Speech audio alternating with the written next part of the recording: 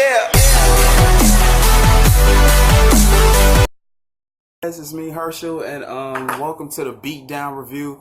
And sorry, guys, for the days or week delay because I've been trying to catch up with a lot of the wrestling events that popped up, especially when it came with Evolve and Extreme Rules and NXT and 205 Live. It's just all types of stuff, even including the G1. If you guys didn't notice, I'm wearing my Eddie Guerrero shirt, my Latino Heat shirt. Turn to the back for you. Yeah.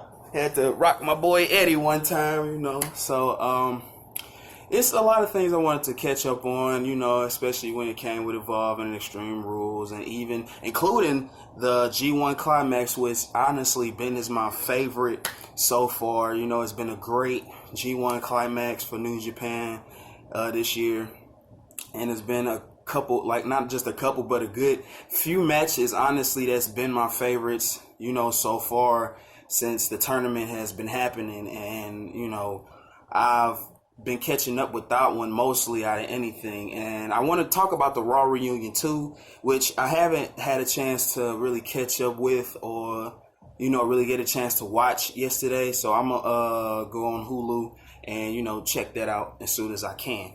But, like I said, I wanted to get on, a few things.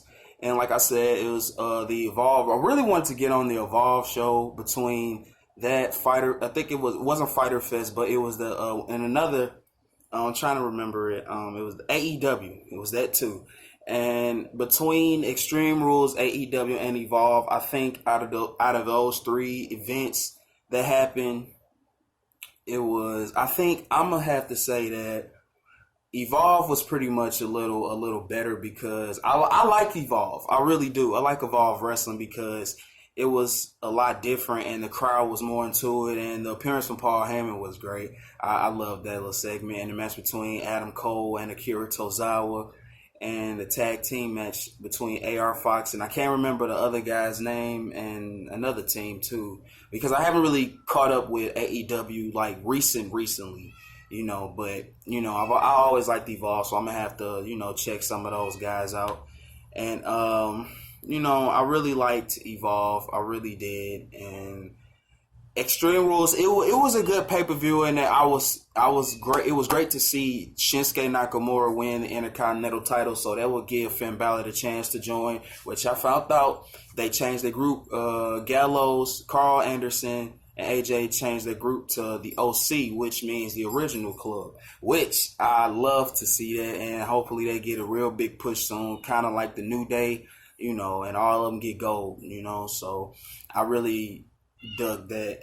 I really did. And and like I said about the G1 Climax, that has been like a great tournament so far, especially with matches like Will Ospreay versus Kota Ibushi and Lance Archer versus Will Ospreay, and Will Ospreay going against Okada, Kenta versus Evil versus Sonata. It's just been a great tournament so far, and I really dig it so far. I really do, and I really like it.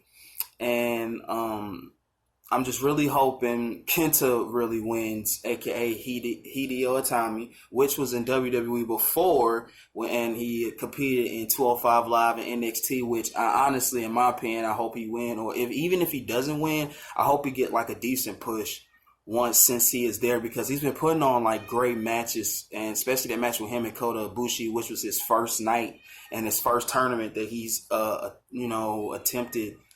Not attempted, but attended, and I really dug that match from a T. I really did, and it's been great so far. And NXT for sure, and I've heard for NXT that it's going to be Johnny Gargano versus Adam Cole in a 3 Stages of Hell match. Now, that match, out of all the NXT matches for TakeOver Toronto, that is the match that I'm definitely looking forward to, because it was more than one time that they had, they killed it. It was more than one time, because they did it in the, in the Iron Man match, and the match they had at the Takeover Anniversary show, and now once the Three Stages of Hell match, I know for a fact that those two guys are gonna really kill it. I know it for sure. I know it. I really do, and I hope at least Tommaso Ciampa makes an appearance there because I really want to see him return so bad.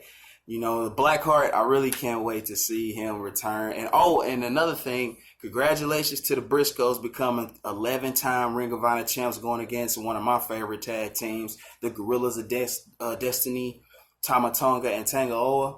And I know that match for Manhattan Mayhem and Ring of Honor was a great match. I know that for sure because their little, rivalry that they have, it's really been good. And, as much as I love the Briscoes, I love Gorillas of Destiny. And I thought it was a perfect, rivalry to, put those two teams together. And, their mic work and the in-ring work is so good. And I really did dig the whole thing, and I really wanted, I was actually wanted to Gorillas of Destiny to retain, but it was still okay because since the Briscoes is one of my favorite Ring of Honor tag teams, since the beginning before they wore the boxing trunks, you know what I mean? I had to throw that thing in there. So, and like I said, I apologize for the late delays for the videos and stuff like that, because like I said, I've been catching up with every event that happened, especially,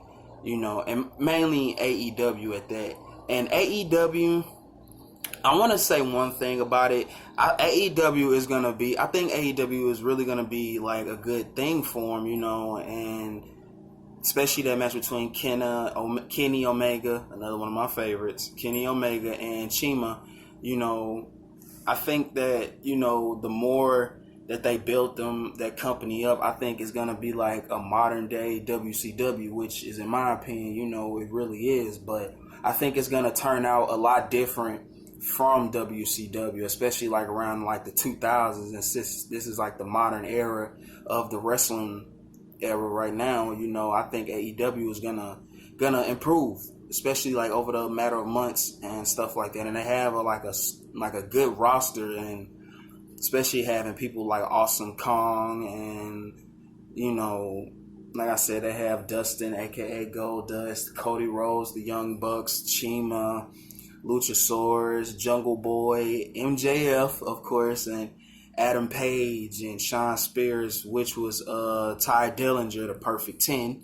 And I think that they're gonna go somewhere, with this company. And that comment that Cody made after the show, who was going with him, I'm gonna be honest, hell, I go with him because I think that I'm not going against WWE at all because I've been a long time WWE fan, since I was 6. Since I was 6 years old, I've been a long time WWE fan, and I think I'm gonna still be behind WWE, even if some people call Monday Night Raw crap, and some people say Monday Night Raw, oh, it's just the creative writer don't know what they're doing. Well, maybe if they knew what they was doing, some of y'all wouldn't have the dick up your ass, really. So some of y'all is just complains about a lot of things about what WWE is doing. So, I mean, I'm going to have to check out the Raw reunion because I seen clips of some of it, and I know that the Raw reunion looked good. Hell, they even had RVD high ass up there. So, so I know for a fact that, it was a great show. I know it. I just know it was. So, that's all I wanted to cover for today. And, and like I said, whoever don't subscribe to my channel, go ahead and subscribe to the Beatdown Review, and I will see you later.